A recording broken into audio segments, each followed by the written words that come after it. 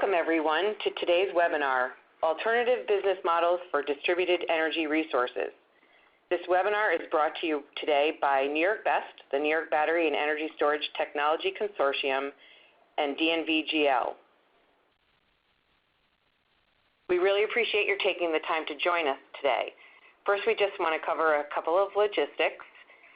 We are going to ask anyone who has any questions, or if you're experiencing any technical difficulties, to type those questions into the chat box that you will see on the left-hand side of your screen. Questions will be addressed at the end of the webinar, and we will try to get to as many as possible. We do have a number of people participating in today's webinar, so there may be a number of questions, and where possible, we'll try to group questions to cover particular themes. Also very important, there will be a survey at the end of the webinar where we will be asking for your feedback. We appreciate your taking the time. It's a very brief survey. So your feedback is important for us as far as our production of future webinars and getting your feedback on topics you're specifically interested in hearing more about. Today's webinar is being recorded and will be posted on the New York BEST website after probably by tomorrow. So look for it there. If we talk too fast and you want to go back and get better notes, it will be available for you to review on our website. Okay. Today's webinar will be moderated by New York BEST Executive Director, Dr. Bill Acker. Bill is a successful entrepreneur. He's a leading expert in the energy field, and he has his PhD in physics. He has been leading New York BEST since its inception, and it's my pleasure to turn it over to Bill. Thank you, Denise. We're quite pleased to discuss alternative business models for distributed energy resources with you today. This, I think everyone realizes, is a quite timely topic. As we've seen in our industry, we have dramatic changes undergoing. The price of solar and batteries have been falling dramatically. The intelligence and sophistication of networks have been increasing. There's potentially a convergence of energy with electrification of transportation that will create new loads and new opportunities for the electricity sector. And the intelligence, connectivity, and controllability of loads, almost everything that's plugged into electricity, is rapidly changing. This creates a great opportunity, but it also creates one very fundamental question. What are the business models that will emerge that will allow us to take advantage of this opportunity? Now, a number of jurisdictions and areas have been wrestling with these challenges, and here in New York, we have a process called Reforming the Energy Vision that is being led by the Public Service Commission and the Governor's Office that is really dramatically changing the electricity model in New York State. Fundamentally, Reforming the Energy Vision is creating a distributed system platform that will enable quite a few changes, particularly the rapid penetration of distributed energy resources, the ability to animate markets and lead to transactive markets. The goals of this process are importantly to increase system efficiency and support the public interest goals of cleaner power and affordability.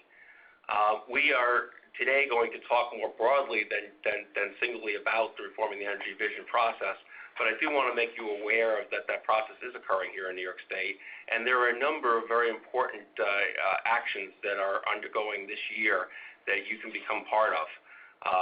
Right now, as part of Track 1 in REV, there is a market design and platform technology group that New York BEST participates in to define the markets and to bring forward recommendations to the PSC on how products will be defined and how they'll interact.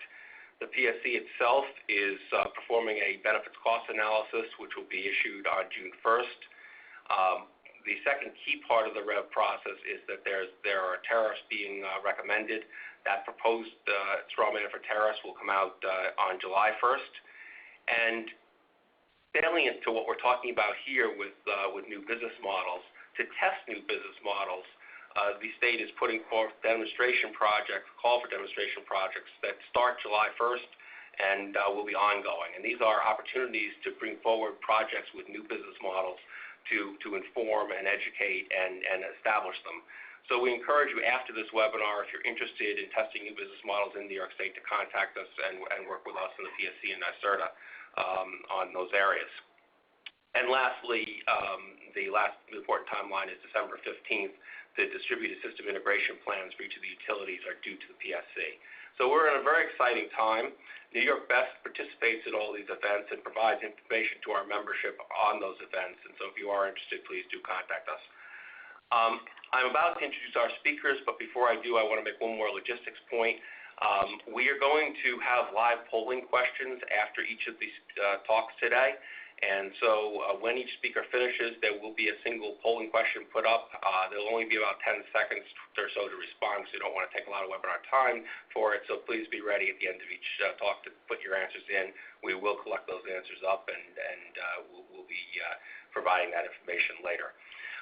We're delighted to have four speakers who really represent a lot of the key aspects and thought leadership in new business models for the electricity grid and in general.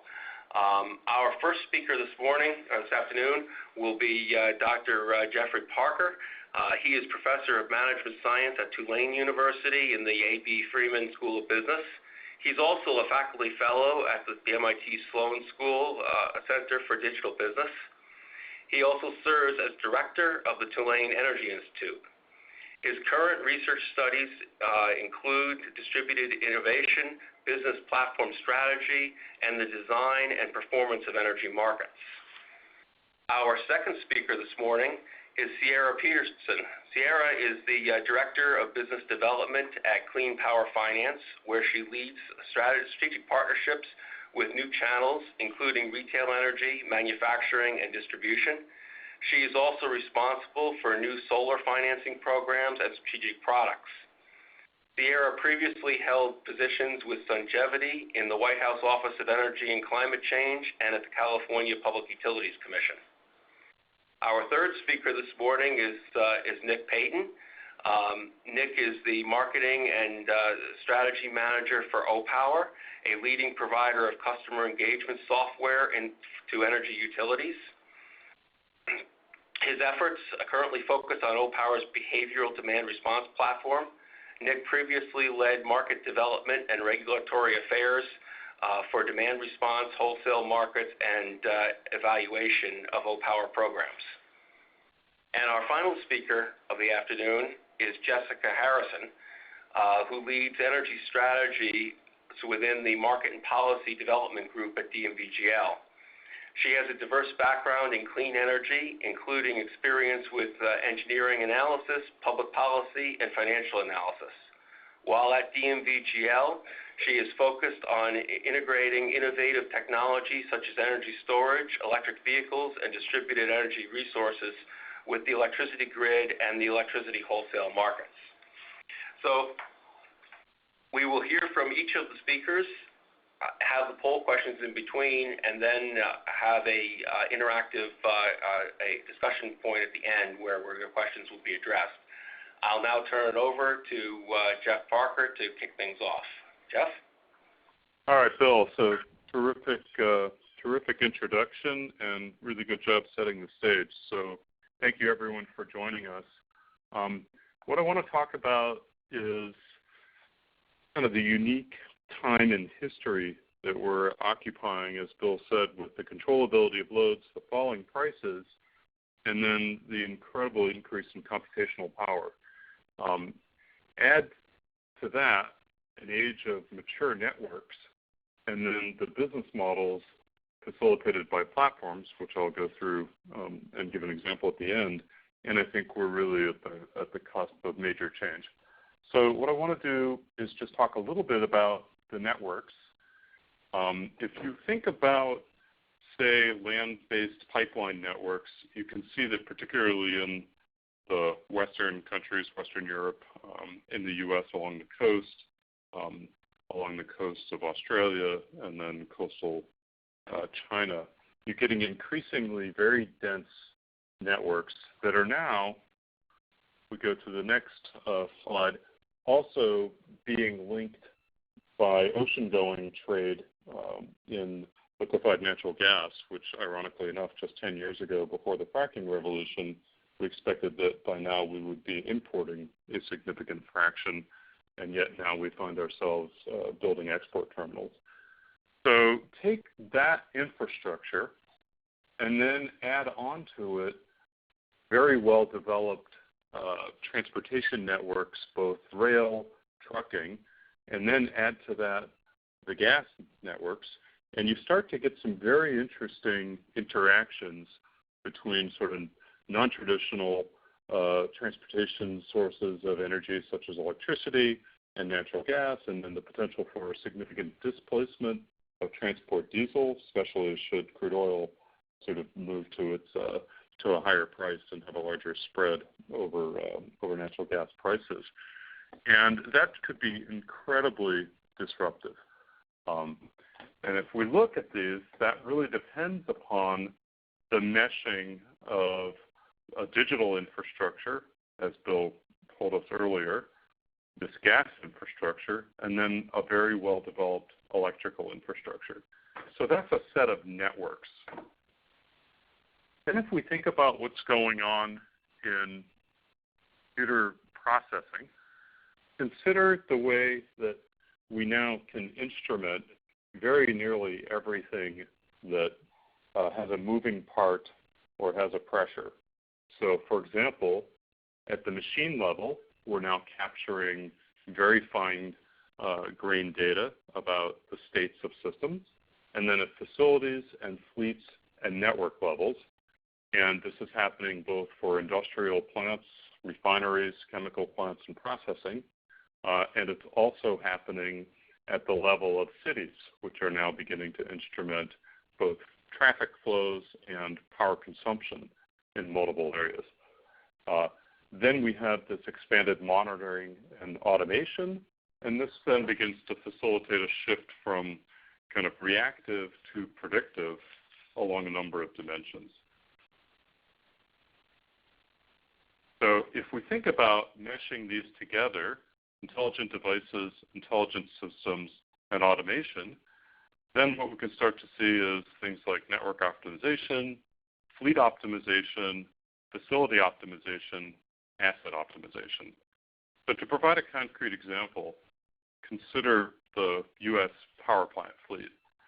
So as we're all aware, that's primarily a natural gas-powered core. And then, of course, we've also got a significant coal and nuclear presence. But once all of these systems become fully instrumented, and that's happening, now we can start to do sort of fleet-wide improvements. And instead of necessarily going on a scheduled maintenance, we can simply monitor these systems for indicators that they're up for service or potentially going to be in some sort of an outage condition. Now, people are probably familiar with an historic changeover that's about to happen on the field service side, where there's been just an aging, if you will, of the workforce. And one of the things that's remarkable about doing the increased monitoring and sort of linking of all of these systems is the ability to augment the existing kind of on field service workforce with remote monitoring, with remote diagnostics, and the ability to do remote repair and upload. And so that'll give us a little bit of reaction time in order to facilitate that changeover. But to give a bit of an example on what some of the data analytic approaches are facilitating in terms of new businesses, take, for example, a firm called Vector Efficiency who presented for us at a platform strategy summit that I co-chaired last summer. And what they do is they detect the attributes of buildings and then do load disaggregation to figure out, well, what are the components of the load, and then create a model of how the building is currently performing, and then compare that to what a building that has up-to-date HVAC systems that's fully insulated and optimized. And then that gives you the ability to say, well, like anything, you're probably going to see some sort of Pareto, and you'd be able to go after the worst performing buildings first. And that then allows you to do some targeting as well as some marketing with the most impact. And it's the ability to start to get access to much finer grained data and then do the computation that's facilitating this targeting of effort. So now if we go to platforms, let me explain just a little bit about what I mean. So people are very familiar with companies like Amazon and Apple and Google. Perhaps a little bit less so with firms like Salesforce and Alibaba. But at their core, what these systems do is they take a set of both data and they take a set of technology infrastructure and they facilitate interactions between different types of users. And this metaphor we're starting to see come in very sort of across the board in the economy. So I'm going to go back just one slide here.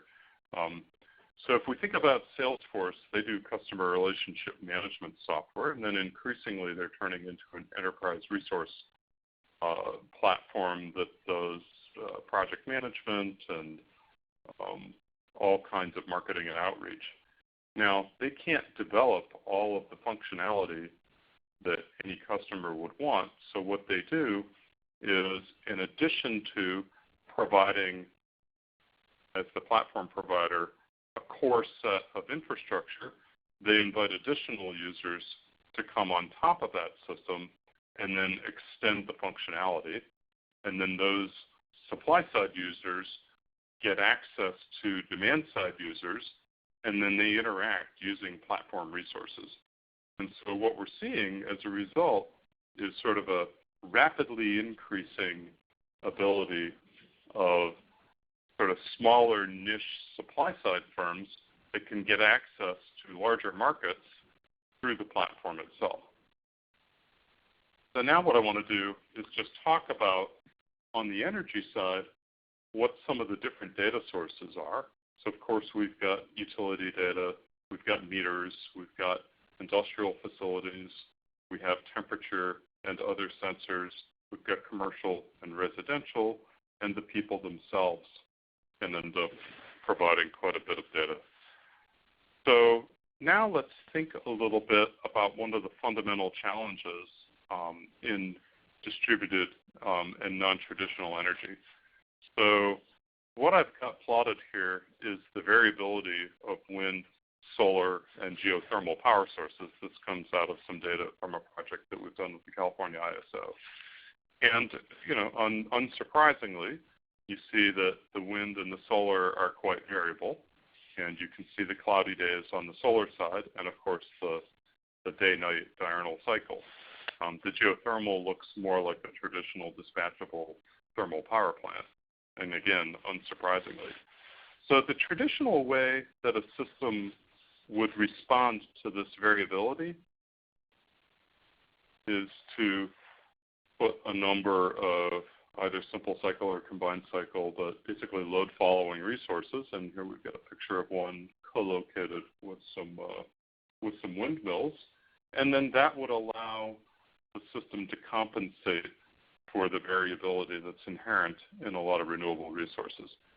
So what's really exciting about sort of this rise of data and connectivity and the increasing controllability of loads is that we can then go back and think, well, we could start to put together one integrated framework that would allow different supply-side resources that have access to either the ability to discharge their storage resource, the ability to do load shifting and shed load, or in the event of a negative locational marginal price, increase load, and then increasingly to be able to do microgeneration, all in response to signals that a platform could end up creating, which would be a distributed locational marginal price that says, at an end node, this is what it would be worth to the system for that end node user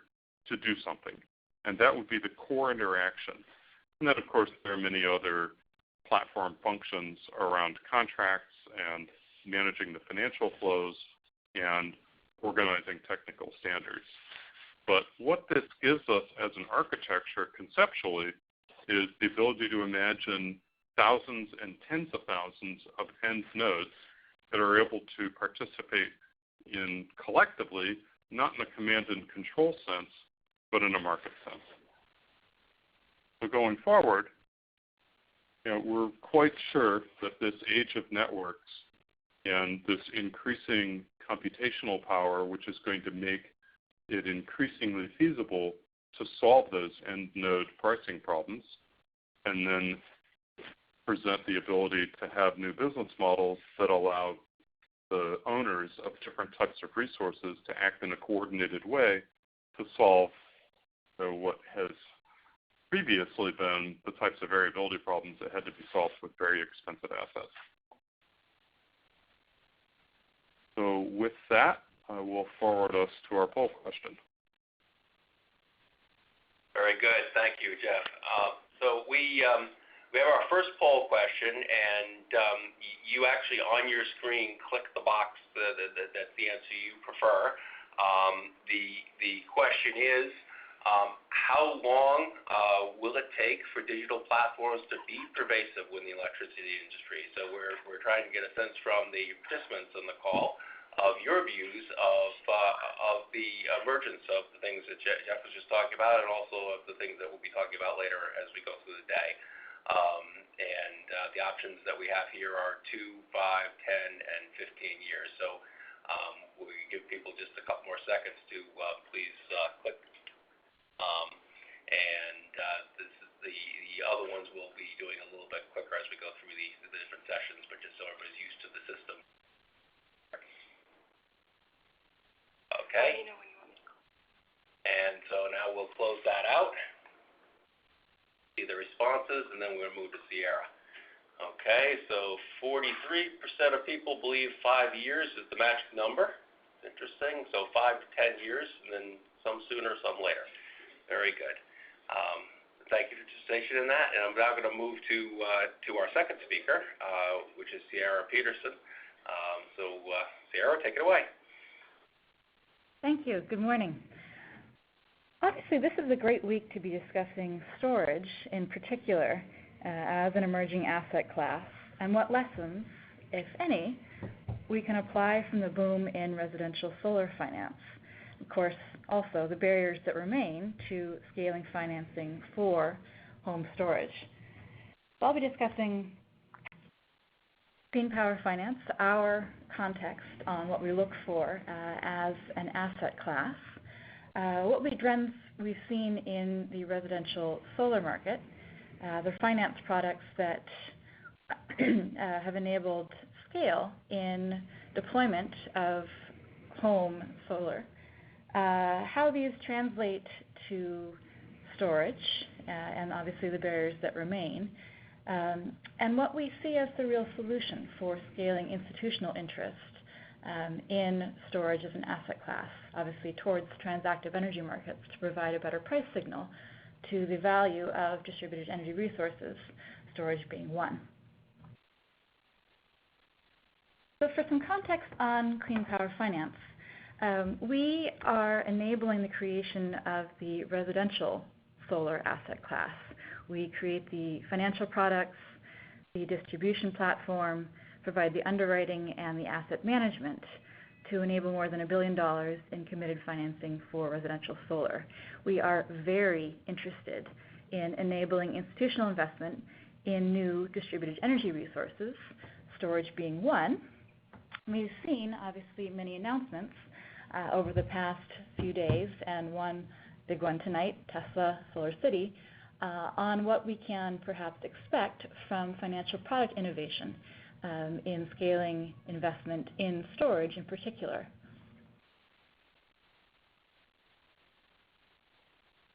So obviously residential solar has boomed.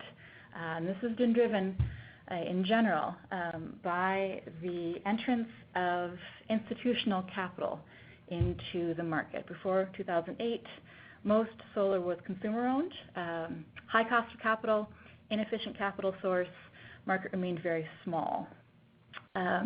With the creation of an investment tax credit, we saw institutional investment flood into the sector, reducing all-in capital prices and galvanizing a market for financing, PPAs, power purchase agreements, leases, other sources of capital that reduced the barrier to entry and boosted deployment.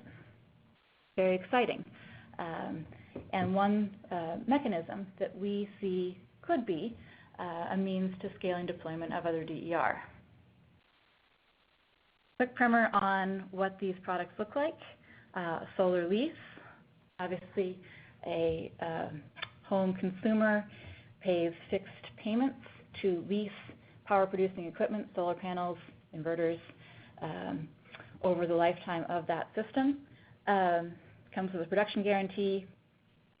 Solar power purchase agreement, on the other hand, a consumer pays for the power produced by that system, buying a rate per kilowatt hour. There's not necessarily a production guarantee on how much power the system will produce. Both obviously are what is known as third-party owned, TPO, assets. And this enables big investors, institutional investors, Google, Morgan Stanley, Credit Suisse, to invest in portfolios of these particular assets.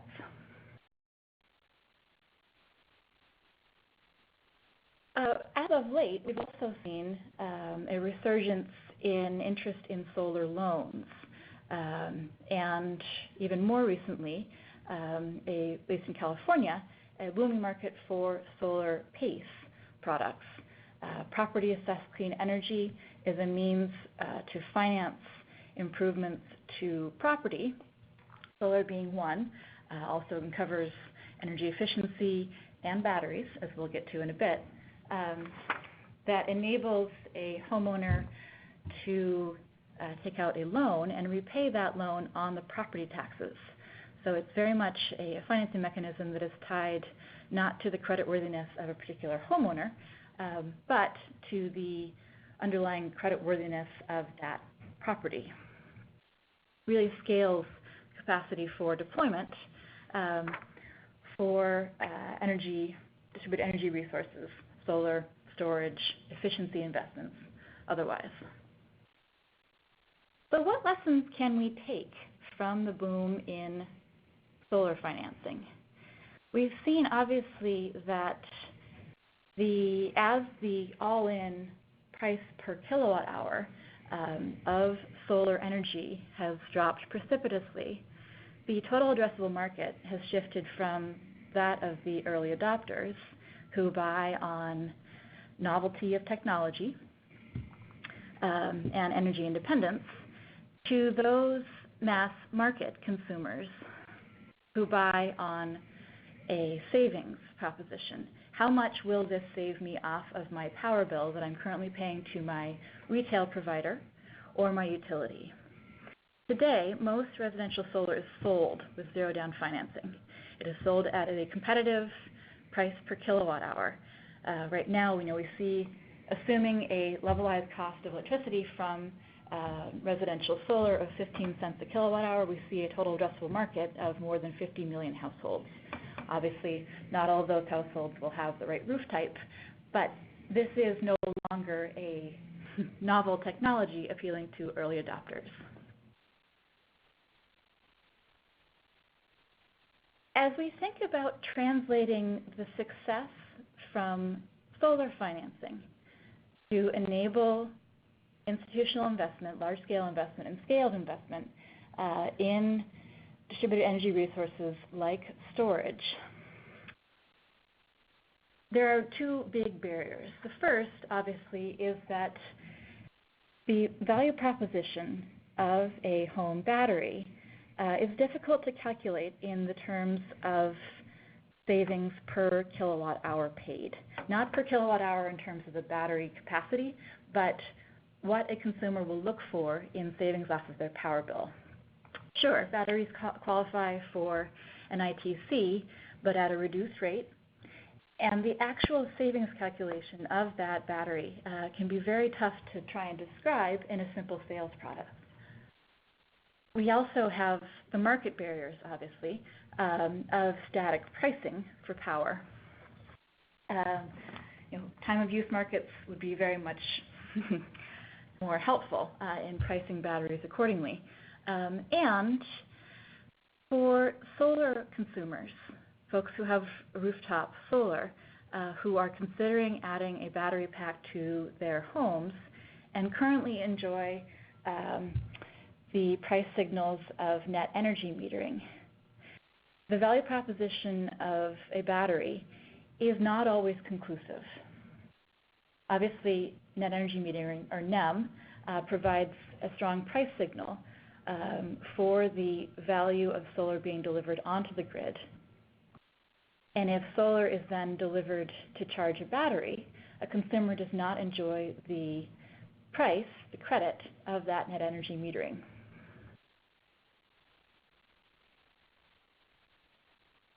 However, as I'm sure we've all been aware, this is a big week for discussing financing for batteries in the context of a storage bundle. Big announcement forthcoming tonight with Tesla and SolarCity on the first lease-like product for home storage. Not to be outdone, Sungevity and Sonnen Battery announced a partnership yesterday by which Sungevity will promote Sonnen Battery products to its home consumers in the United States and Europe. We've seen similar partnerships between Outback, SunVerge, and other battery manufacturers with home solar companies. To date, though, the market has remained most financing, I should say, has been done through PACE in California or outright purchase. We see the possibility with a big entrant like SolarCity, who gets the benefit of a very attractive incentive here in California, one, and can take the ITC associated with that battery pack to reduce the cost out of pocket for purchasing a Tesla battery from around $13,000 to bringing it down around $3,300 all in. So this may be the beginning of a new trend in financing. Stay tuned, we'll all learn more tomorrow. What it also speaks to, though, is the requirement that we see of more robust pricing signals on the value to the grid of DER and obviously specifically to batteries of storage services bundled with solar. Obviously, we are on the cusp of a transformation in how DER is priced as a potential, as a financier of these new asset classes. We are very interested in seeing a shift in the prevailing model that does not enable dynamic, flexible pricing to one that does enable predictable market competition. We want to see transactive energy markets.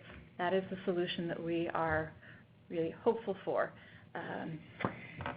The power prices that are most effective for galvanizing large-scale investment in these distributed energy resources should provide predictability to guide that investment and to enable planning for energy consumers, but also flexibility to be able to signal the real-time value of that resource to the grid and to the market. The flexibility here that we are anticipating would enable an owner of a home storage system to, in real time, or better yet, automated, choose to use on-site that power to buy from the grid or to store, likely for price arbitrage later. We want to be able to enable the optimization at the consumer level of the pricing for solar, storage, and other DER.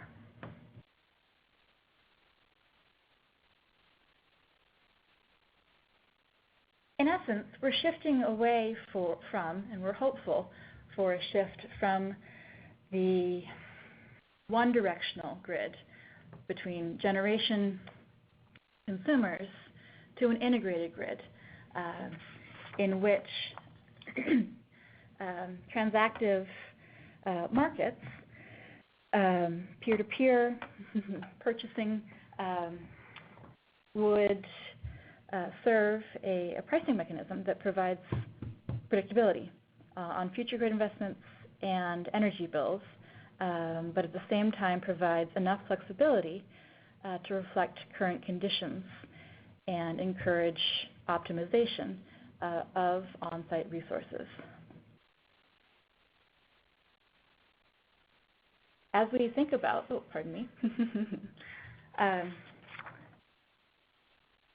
as we think about the future of the grid, and as we evaluate storage as a new asset class, we're hopeful for the transition to transactive energy markets.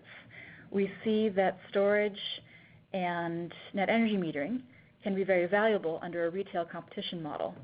The solar customer can be offered net energy metering as a benefit, but the provider of that power of storage can reserve the right to take control of storage, to take energy from or dispatch energy to the grid as is most valuable. This enables an optimization of the PV system and storage to trade energy and arbitrage price differences. It also means that the system can be sized, the solar system can be sized much larger to take advantage of economies of scale and thus reduce the all-in price per watt installation cost. We see this as a win for all, and we again are hopeful for the shift to transactive energy markets in enabling a new asset class and investment in that asset class beyond solar. Thank you. Thank you, Sierra. Very interesting. We're now going to move to our next poll question, and this again relates to a timeline of how quickly people think things will happen, and this relates to the financing. So how quickly do you think the markets will resolve financing barriers for innovative DER products and services? And again, click the button that you see here that you agree with. In a moment, we'll show the results. You can still click for a moment longer on it. The other thing I do want to mention at this time is that you can enter questions in the chat box at any time during the webinar. So as questions come to your mind, please do enter them. We're collecting them up and we'll be asking them at the end. We can we'll now move to the results for this one. And it looks like 5 years is the winner again, but this one's got more of the even earlier, 2 years as well, so a little bit sooner happening on the financing. It's very good to see. And with that, we're now going to move to our third speaker of the morning. Our third speaker of the morning is Nick Paton from O-Power. So let me pass the microphone to Nick. Go ahead, Nick. Thank you very much. Happy to join you guys today.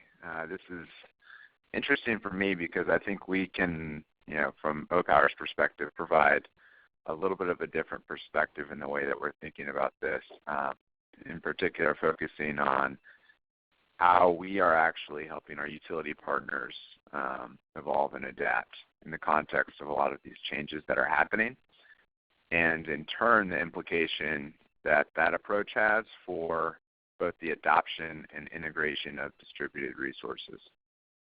So I look forward to talking about this. I'm going to move through a number of slides pretty quickly, but as indicated, I'd be happy to answer questions, so please leave those in the chat box. The way that, when we look at the market in general, we try to tease out a few trends. Compiled these on this slide here. In the past, the utility had a really simple job. Customers used electricity. The utility billed them for that use. Since, especially with the rapid acceleration of certain technology adoption in recent years, that direct relationship has been evolving really quickly. And a lot of the causes of that change are listed here on this slide. You have distributed resources that are creating new competition for utilities and then stimulating the development of new regulations, which is obviously what's happening in part in New York. Another big trend is that with flat demand, you see upward pressure on rates. And this is actually resulting in additional investments from utilities in figuring out how they can actually continue to upgrade infrastructure in a world where they can't finance it on additional sales of electrons. And then there's the issue of you have AMI data and you have the issue of how you're going to use that and additional data coming from different devices on the grid to create a better customer experience. So in this world that's becoming increasingly complex with resources that are being increasingly distributed across the grid and less centralized, along with this large trend of explosion of amount of data available, you have a situation that we like to refer to as the rise of the end-use consumer. So the utility customer is going to be central to, in our mind, any strategy that the utility has to evolving and adapting and taking control and really taking advantage of opportunities presented by this market. So what we've done working with a lot of our utility partners and putting in a lot of research to understanding how we can actually influence this new kind of utility customer, we've identified a number of different areas where the customer is most likely to engage. So a famous or infamous quote relates to the fact that customers typically spend less than 10 minutes interacting with their utility around their energy use in any given year. So what we've tried to anchor on is let's identify the moments when a customer is likely to be more motivated to engage. So certain moments where their interest in energy use might peak or when they might be motivated to make a change in how they're using energy. And let's create a customer experience around that particular moment and make sure that we're delivering this information to customers at the right time. And so this is the foundation for our approach to understanding how we can actually respond to the challenges that are putting the utility customer in focus once again, and how we can actually create a solution that is effectively reaching customers in a way that can respond to new opportunities for them to invest in different types of distributed resources. The benefit of this is by aligning on these certain moments and creating value through information to customers, we're providing both a better customer experience and we're delivering outcomes for both customers and the utility that benefit the utility, either energy use-related outcomes or customer experience-related outcomes, both of which are highly valued.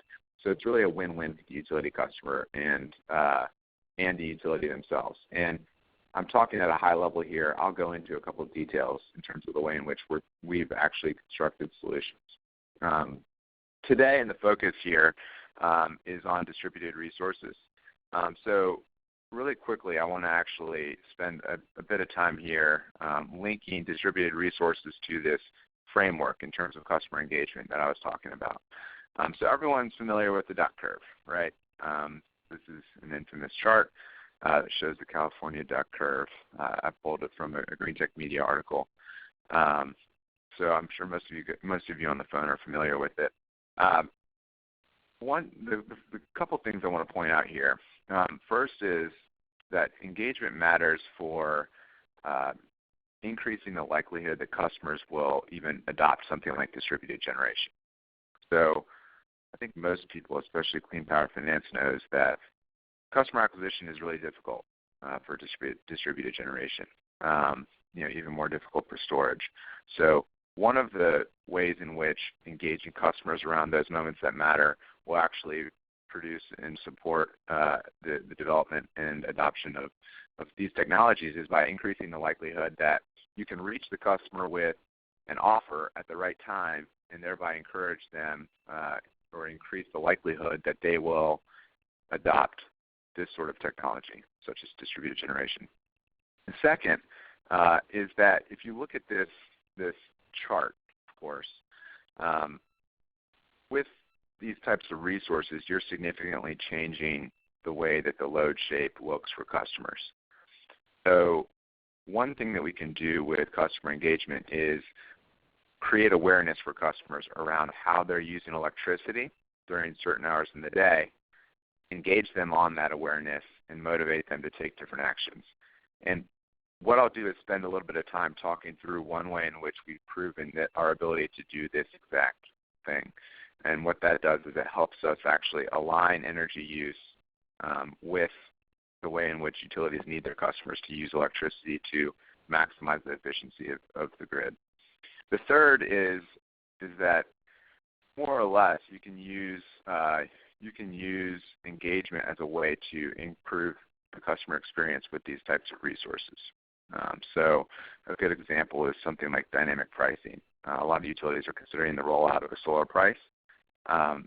Aside from actually motivating customers to amend the way in which they're using electricity, you can also encourage customers to adopt different services that are critical for effectively integrating things like distributed generation over time, such as a solar price, and making sure that they're educated and aware of the reason for that change. So that's the way in which I think about engagement in connection to solar in general. What you notice, though, with that curve is that even to get a sense hourly of what's happening during the day, advanced metering infrastructure is required. So AMI is something that was a big advancement in technology some 5, 6, 7 odd years ago. Was rapidly adopted through a lot of investment that was stimulated by the Recovery Act, and has kind of been forgotten based on my interpretation of a lot of the conversations that are happening. But what I want to do is actually spend a little bit of time describing the way in which we've actually utilized AMI data to create a better improve customer outcomes, because I think it's a story that can help explain the way in which we view the customer opportunity in the context of distributed resources in general. So when you think about big infrastructure investments like AMI was, like some future technologies are that we're considering here today, you can draw on a couple of examples from the past to get a sense of how these technologies are typically adopted over time. One of my favorite examples is if you look at the Internet. So the Internet was created. There was a lot of opportunity, a lot of hype surrounding its creation, led to a ton of IPOs toward the end of the 90s, most infamous of which was Pets.com, where they even ran a Super Bowl ad. There's a lot of hype surrounding their IPO. It turned out that this was a bubble, and so you saw the bubble burst. A lot of companies went bankrupt, including Pets.com, and you entered this trough in terms of the way customers viewed the possibility and the potential of the Internet. Now, since we entered that trough, we've actually since escalated up a path toward a plateau of productivity. And this cycle is called the hype cycle. It's commonly referred to as the hype cycle, where you have a technology come on the scene, you have a lot of investment in that technology that leads to inflation of expectations, the Internet bubble toward the end of the 90s. Then you have that bubble burst, and people are disillusioned with that sort of solution. You saw that in the wake of that bubble bursting. Then you see escalation up the slope of enlightenment, the so-called slope of enlightenment, to a plateau of productivity, which is what you see today, where the Internet has actually delivered a large portion of economic growth over the last decade. Now, I bring this up because the same holds true for AMI investment in the U.S. So you have a technology trigger. You could view that in a number of different ways, but certainly the Recovery Act stimulated a lot of investment in AMI. This led to a lot of expectations related to how this data, the multiples on multiples of data that were now available could actually deliver additional value to the market.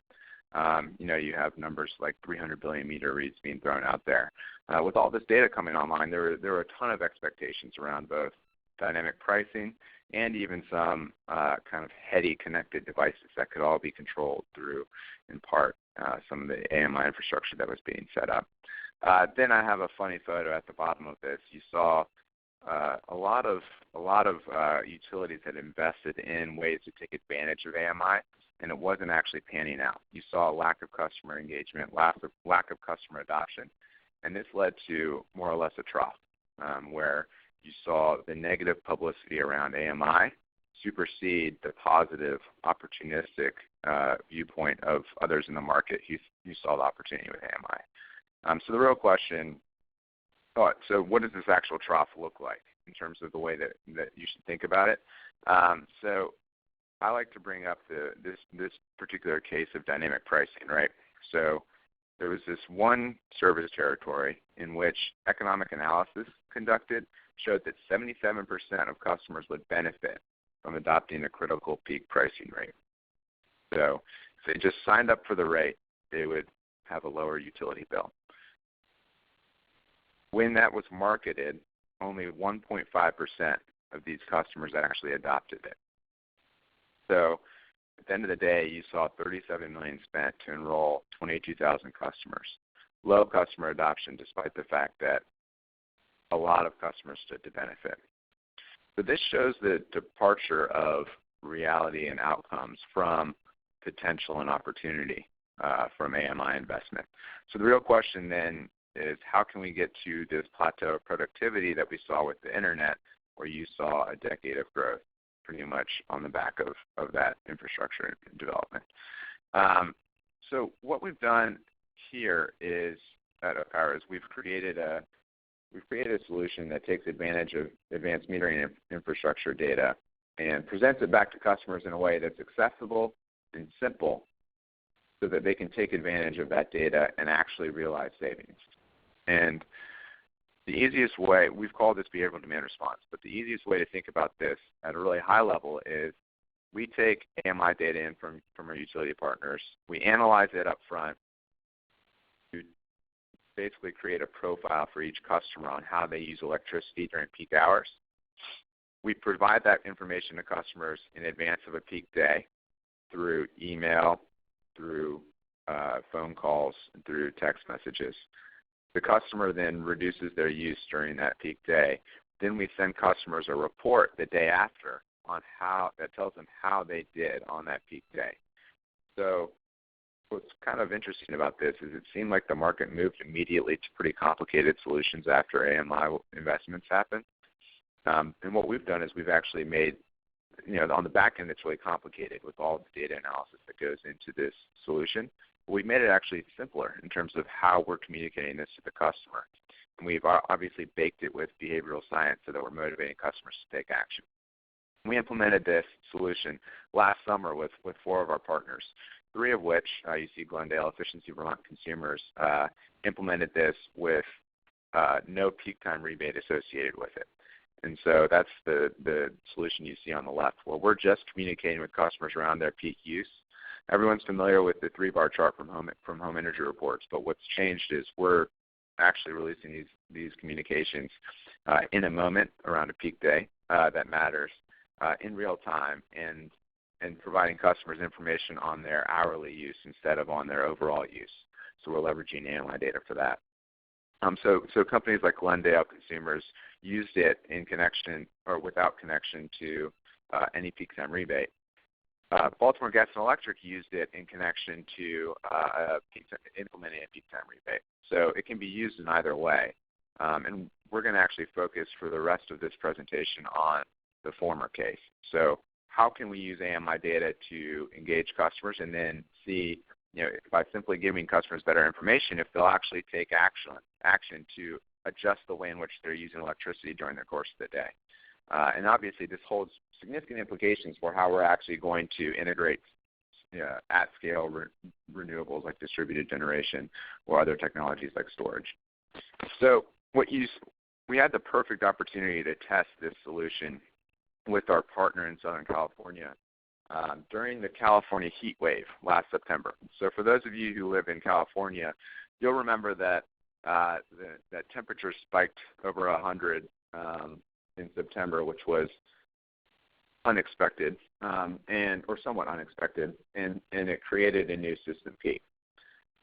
During this time, we actually triggered an event to ship these tens of thousands of personalized communications to a set of Glendale's customers who were randomly assigned to receive them. We measured the difference between those customers' use and the customers in the control group to identify whether and how much impact we could see during these peak hours. And what we found is when temperatures actually reached their ultimate peak for this entire heat wave, system demand reached its ultimate peak at 5 p.m. on the hottest day of the hottest heat wave of the year, we saw 5% peak load reduction. So on average, there was a reduction of about 3%, but when the utility needed it the most, that reduction spiked, not just in terms of magnitude, but in terms of overall percentage peak reduction to 5%. And again, this was simply communicating with customers and asking them to reduce their use and giving them relevant insights using AMI data analysis. It didn't include installing a device, and it didn't include issuing any sort of price signal. Another attribute of the program that we were able to test, we ran a survey to ask customers how satisfied they were with the solution. So you can imagine when we were talking about this with a lot of our utility partners, the most frequent pushback or objection was that their customers were going to hate it. I mean, how likely is it that they can proactively, by default, with opt-out design, send emails and phone calls to their customers and see these customers respond positively? So we ran a survey and measured satisfaction with the solution. This was a simple question that just open-ended, asked the customer how satisfied they were with the solution. And 85% responded with positive satisfaction. Now, my analytics team is a little bit funny, so they actually slipped in a couple questions on that survey as well related to ice cream and the beach. And we found that, with this open-ended question in place, customers actually were more likely to respond that they were satisfied with BDR than the beach or ice cream, which is kind of funny. But that gives you a little bit of context in terms of how customers usually respond to this type of question. We also measured how useful the information was.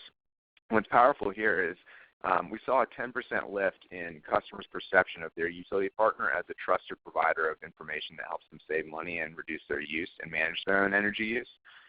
And that tells you the value of actually creating insights from this AMI data and making use of it for the end customer themselves. They were engaged with the information and they were responding to it positively. Finally, because we didn't have to install a device and we didn't have to pay customers to get this energy use reduction during peak hours, we actually found that our resource is about $25 per kilowatt saved, and that this is a third of the total cost of other types of DR resources. So simply by taking advantage of AMI infrastructure that had already been created, we could actually see a much more cost-effective demand reduction than other types of resources. Now, let's bring this back to distributed energy resources, and let me close with an explanation of a couple lessons learned that I have from running this solution to tie it back to some of the additional new technologies that are actually being installed today. So first gets back to my initial point, but I think it's critical for everyone, and this is certainly OPower's viewpoint, to recognize that advanced metering infrastructure is a necessary step to take. And I have necessary but insufficient. I want to focus on the necessary for a second. Oftentimes, talk goes to the use of particular device data as a replacement for advanced metering. And I think it's critical for everyone to recognize that AMI is the easiest way to scale access to data and to allow companies, if the data is properly shared, to run analysis across different types of devices. If you have AMI, you can run analysis on any types of devices that different customers are actually installing in the home. Whereas if you rely on specific device data, you'll have to pair different data sets together to get a sense of what's happening in the home. So AMI is a killer data solution for creating a next generation distribution grid. Now, I also have insufficient here. And what I want to point to, this looks like a really complicated chart that you see in front of you. And this is, in fact, a synthesis of analysis that we ran using AMI data to tease out a couple different load archetypes for customers. So we looked at a bunch of different AMI data points that we had, and we were able to define a series of predictable energy use patterns during the course of the day for a few of our utility partners that recur time and time again. Now, I show this to you because if we had just simply showed customers this granular AMI information, we wouldn't get the impact that we saw during that behavioral demand response program. Rather, we had to take that data and turn it into insights that are actionable for customers. Now, what's exciting about this, if we have information on how customers use electricity during the course of the day, we can right-size the value of different types of demand reduction or different types of investments that customers will make in things like distributed resources. That in turn will make sure that the right customers are receiving the right offer and that all of this is being valued correctly depending on how great an impact it's going to have on lowering the cost of delivering electricity reliability for every customer on the grid. And I think that's a lot of what we were talking about earlier today. I think that's one of the most important attributes of this kind of new age move to a more of a distributed resource type world. The second lesson that I want folks to take away is this is actually a relatively old lesson that is now being brought up once again in the context or in light of a lot of pushback on the utility's actual role in engaging customers. And what I want to make sure everyone is aware of based on our perspective, especially in the residential sector, utilities have a really, really powerful role to play in scaling residential demand management resources. So I'm bringing up a blast from the past here, the Google Power Meter and Microsoft Home. You know, when I joined OPower some 4 odd years ago, those were real threats for us, or 5 odd years ago. And we thought that we might be competing with some of the bigger companies. What happened in response, though, is that utilities actually, these two solutions were going direct to consumer, and customers simply weren't adopting them. They weren't paying attention, despite the fact that they were really powerful solutions with really good analytics. Since then, OPower has saved over 6 terawatt hours of electricity. So we've been able to effectively engage customers through our utility partners to achieve real outcomes at scale. And the key here is through our utility partners. Utilities are critical to scaling demand management resources among residential customers.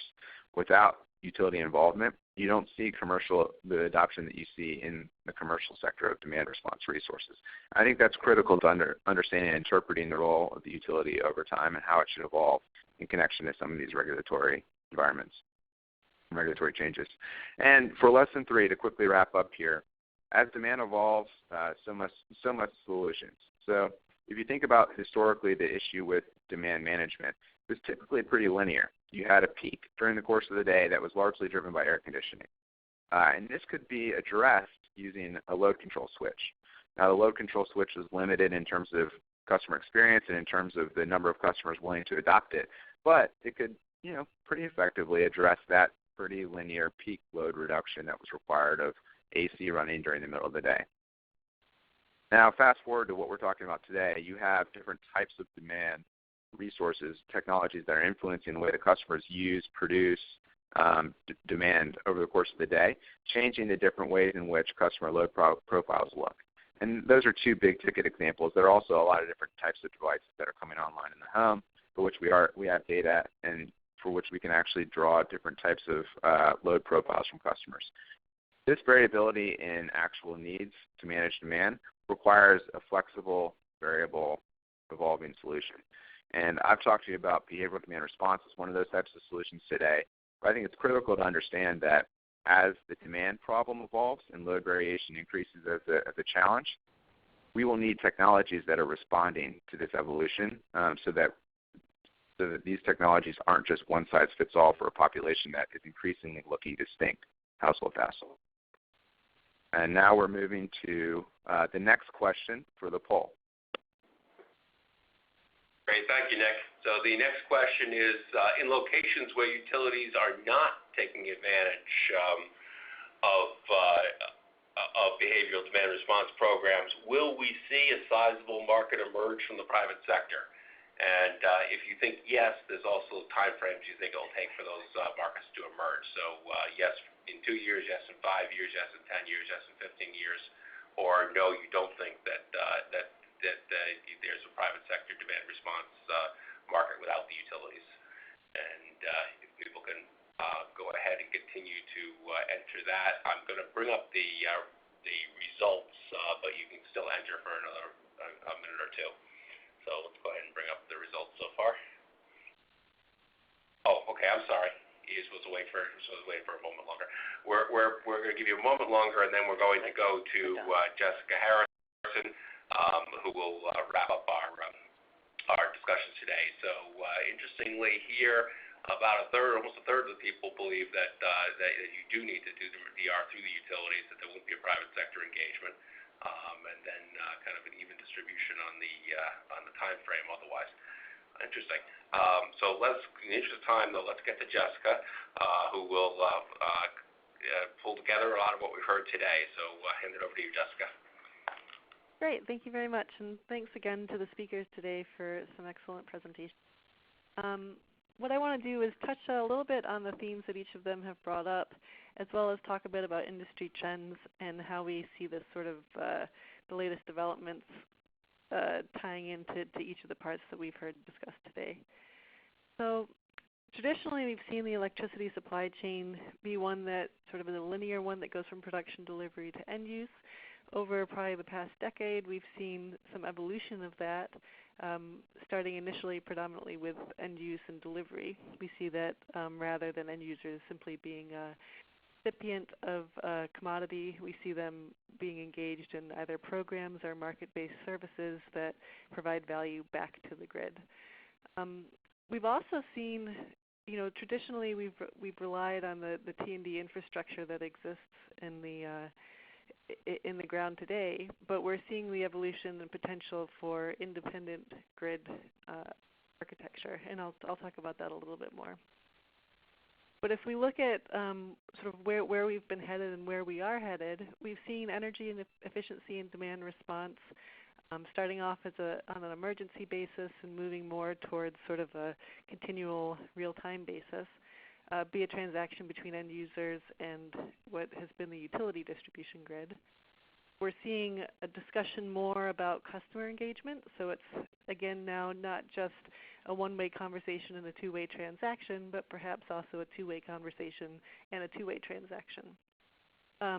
On the production and end use side, we've really seen that take off with the evolution of the photovoltaic solar market. And we see here that customers are now producing power on site, and they're managing their overall production and energy on site as well. And that's sort of been the second tier of evolution that we've witnessed. The third tier, which is somewhat we've already witnessed in the wholesale market with open access of transmission, but we're starting to see the beginnings of, I won't say fully open access, but more open access on the distribution system. Here, we'll talk about a couple of various models for that, but while there may be a sort of a digital IT data way to provide all of these services, they all ultimately are really grounded in the T&D infrastructure that helps transmit and deliver that. And so that's sort of a sticking point. We'll see that the policies that define that access really, I think, in our minds, will strongly affect the business models that can emerge. The final point I'll make, though, is that with the microgrid, and even in some parts with some of the community solar initiatives, we're seeing maybe a potential for that infrastructure delivery to actually be done in new ways. And so On an end user site, it may no longer just be simple production and management, but also delivery, say within a campus setting. And then there's the potential for either sort of independent of or collaborative with utilities, that T&D infrastructure also to exist and support the other services on it. So if we look at the drivers that are shaping DER business models, we really, I think, can categorize them according to three predominant factors. One being, the existence of DERs themselves. Obviously, there has to be a market for and an interest in the resources and assets. And there we can, some of, I think, what Sierra had mentioned in terms of solar being able to compete on an energy price basis. So first and foremost, DERs are a way to deal with commodity energy. So they need to be potentially competitive on that basis. And there we're seeing technology cost reductions, performance improvements, and perhaps a change in electricity grid pricing be factors that affect that adoption. But in addition to energy, there's sort of other components to the value of service. And we see here reliability, emissions, and perhaps energy to promote productivity as ways that we can talk about added value components. So we're not just competing on commodity, but we're implicit in that delivery are some other value items. And so changes that affect the desire or demand for those value items will likely affect the growth of DERs. When we look at the markets and products that exist around DERs, commercial and physical access to the grid are fairly key. And well, I won't say fairly, very key. And also what I'll call mechanisms for realizing value. And that's where we get into some of the discussion and the contrast that we've heard about this morning already with market-based versus program-based. So if we talk about the physical, that's somewhat obvious with the interconnection, and we're seeing changes around that happening throughout the country and at a federal level for rules updating how that interconnection process happens. We're seeing an effort by regulators to try to fast-track access. And we're also seeing IT systems either on the customer or distribution side potentially facilitating the integration of DERs, so making the holding capacity of grids, say, larger and allowing more DER coming on. We're also seeing T&D microgrid costs coming down. And then finally, on the commercial side, the rules around the transactions that occur are being clarified, and we've seen a large growth in net energy metering. That's not the only approach to define transactions, but there's a whole series of policy measures that are defining the commercial relationships. In terms of the mechanisms for realizing value, again, we have sort of what are traditionally utility program-based mechanisms, and then we have market-based, which is so far to date been traditionally wholesale markets, but we're starting to see the potential for a distribution market to evolve, particularly in New York as one example. So I won't go through these too much because I want to leave some time for discussion. But again, we're seeing examples of sort of historically incentives have driven DER adoption in part because they provide a societal value, and that incentive in turn makes the customer value sort of worth it, worth acquiring. The tariff adjustments to date have really been, if you're not doing an incentive, you're giving a pain point. So tariff adjustments in some ways are a way to incentivize a calculation on cost that makes DERs attractive, and we're seeing potential interest in residential tariff proposals that would do that, not just commercial ones. The wholesale market access, that's a big one that's sort of in the courts right now with 745 being discussed, but these markets traditionally have been a way for new resources to partake in the energy grid delivery service value chain. And so those rules are currently changing, and how they shape out will likely have a huge impact on this. And finally, we're seeing some utility programs as examples for DER ways to value them, either through a sort of procurement or payment mechanism, and then the potential for market-based mechanisms. I'll skip through this one just to say, though, that there's different ways that these value elements are changing, and that T&D really has not explicitly been valued, apart from in some cases it's broken out on your utility bill. But there really is a whole set of services associated with that value, and I think to some extent that has driven a lot of the debate and discussion around the appropriate pricing and rate structures around DERs. But I think that T&D component will be opening up, and that'll be very interesting to see how that evolves. So again, we're seeing interconnection rules changing. We're seeing, and that's affecting both the access to the grid, but also, frankly, what services DERs can deliver. So if smarter inverters are allowed to connect and there's a standardized process around that, in theory, those assets can now start to offer even additional services beyond the energy commodity. And just below are some examples of various state initiatives, but we're starting to see this happen throughout the country, and it's a blend of various forms of rules and decisions that will define the product. This is just a sort of a way to frame some of the ways that policies are affecting DER markets. So if we look at one axis, we've got sort of an open versus maybe more restricted access to the grid, either commercial or physical. And then we have the mechanisms for value from administrative more to a market focus. And we've got examples across all of these different quadrants today. And I think where we're starting to see more emergences on the transaction value approach from an administrative one to a market-based one. And I think that'll in some ways could circumvent traditional utility models to the extent that communities and microgrids emerge. But obviously because of the service that's provided from T&D infrastructure, it'll in many ways still be tied to that. So basically, I mean, if we look at what I'll call DER ESCO type services, where we're looking at services on the customer side of the meter, whether it's energy or demand, but not energy management, those services are relevant across all scenarios. They can play out across all scenarios. The value, though, we see needing to come from utility procurement, either a tariff pane, or say a customer, their own motivation, their own value add, where the wholesale market access doesn't exist, or where the distribution will not exist.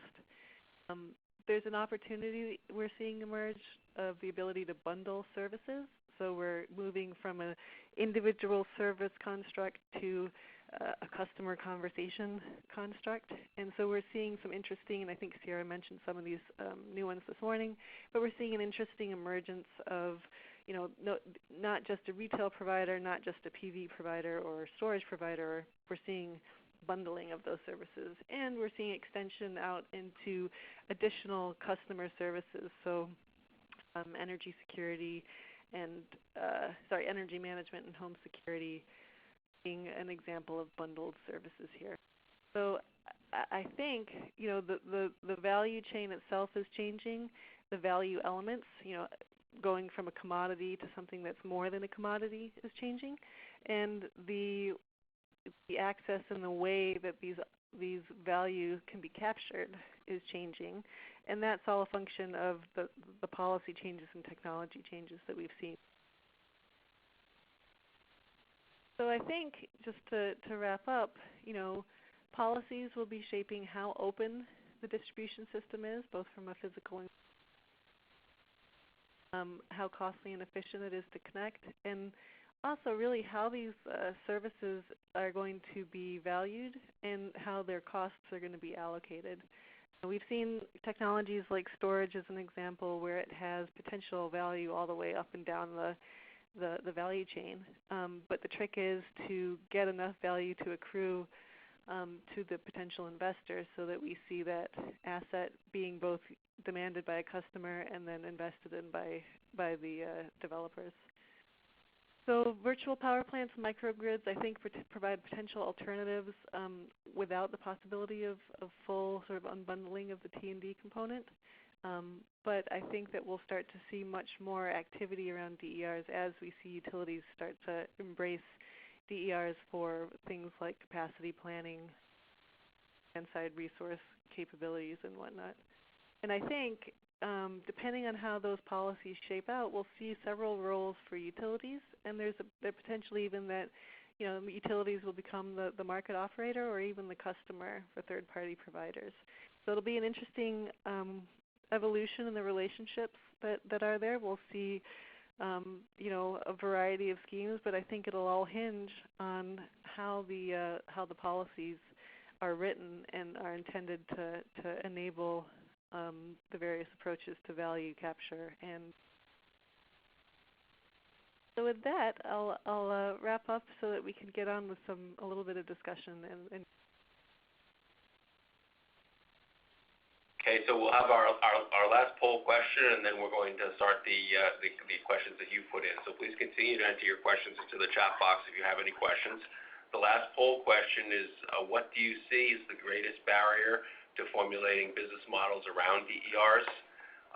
And there are a set of different barriers listed here: having replicable financing model, policy to monetize value, the customer demand for the service, technology cost and performance, lack of business relationships, being able to afford the proper partnerships, and the IT and infrastructure to support these kinds of services.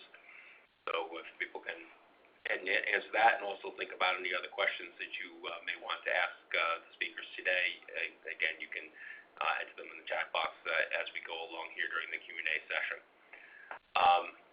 I'm going to begin the Q&A by asking Jeff something while you guys are answering that question, which is, we've got two questions, Jeff, that came in here.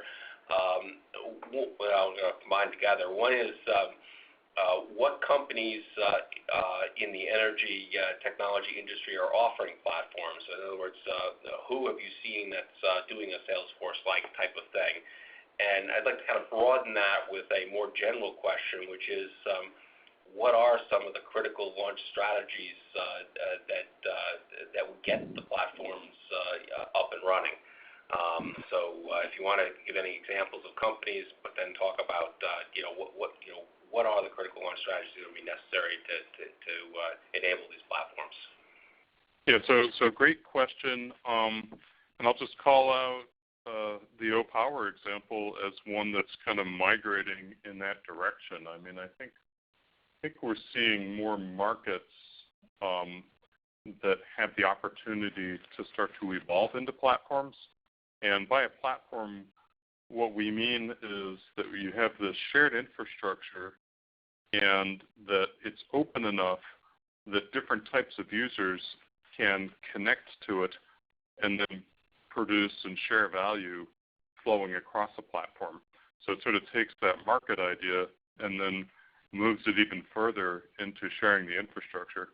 So I think some of the things that you see in successful launch is and I think, again, we saw this in some of the O-Power talk, which is this issue of adoption. And so that's always kind of one of the critical features of getting a platform strategy going is how do you mobilize both the producer and the consumer side of the market to participate. And there are a lot of different strategies that you can see for that. So one is simply having incentives. You can try to bring on marquee users. So for example, when SAP was moving from its on-premises platform to doing a cloud-based platform for its enterprise resource planning solutions, they brought on automated data processing to be the marquee kind of payroll processing partner, and then that dragged along their network. So on a mobilization strategy, sort of having very well-known brands that you could have as initial adopters. And then also, if you look, for example, at what Google did with Android, was they ran a set of innovation contests to ensure that there was functionality in a number of different categories. So they did 2 rounds of $10 million investment to fill out initial applications in each of 10 categories: productivity, games, lifestyle, news, and other types of applications. So you could think about the same thing here, which is to really make sure that it has early and widespread useful functionality. So those are a couple thoughts. That's a long discussion, but it's a very important one for any organization that's going to go down that road. Very good, thank you. And we have the poll result up here, which is rather interesting, that by a large margin, policy to monetize value is the leading barrier. And we only have a few more minutes of Q&A, and so I want to get a few more questions in here, and maybe I can ask people to be as concise as possible, because we want to get a number of questions in. Sierra, we got a question. How is Transactive market a win for utilities? And are utilities a barrier to seeing this happen? Yeah, it's a good question. I think utilities in their current structure may not benefit as much as other actors in the marketplace. We see a shift perhaps to an independent system operator model. Certainly in New York, that's one thing that's being explored, and we are very much supportive of that in terms of the allocating the right price signals to various resources throughout the grid. The old utility model is inefficient, and those utilities that continue to promote that, I do not think will benefit from transactive energy markets. Instead, it is participating in a transactive marketplace and figuring out, all right, if utility is the incumbent in terms of customer relationships, how best to monetize those, how best to participate in the value streams from DER, solar being one.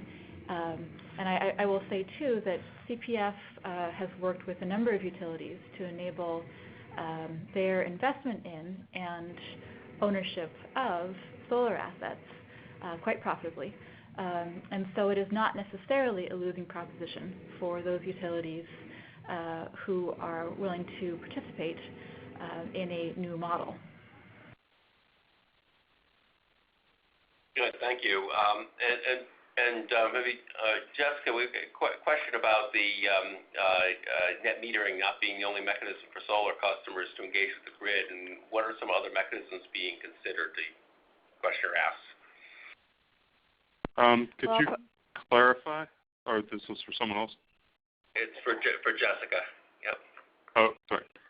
Well, I was going to say Sierra might actually, she's probably more grounded into this than I am. Go ahead.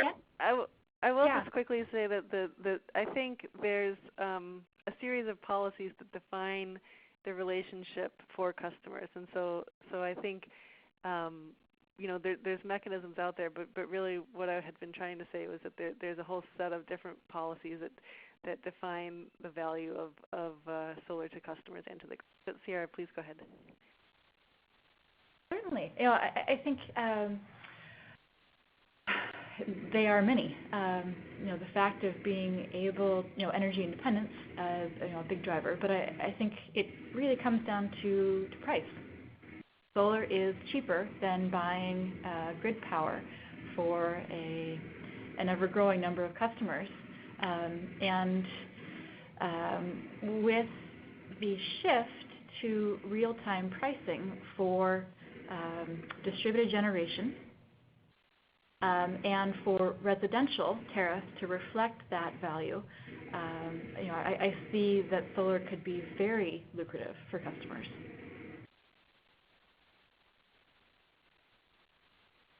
Very good, thank you. So I have another question about in the financing realm of how much of the financing is likely to come for DERs from small specialized financing houses versus huge Wall Street institutions versus the tech firms themselves or the OEMs themselves. I guess this would be Sierra could start, or anyone else can chime in if they like. Yeah, great question. I think that's what we are really looking at as a company that enables those larger players to enter the asset space. It depends on how big the market for those, for the value of storage is. Obviously, here in California, you have the PUC instructing utilities themselves to invest in storage capacity.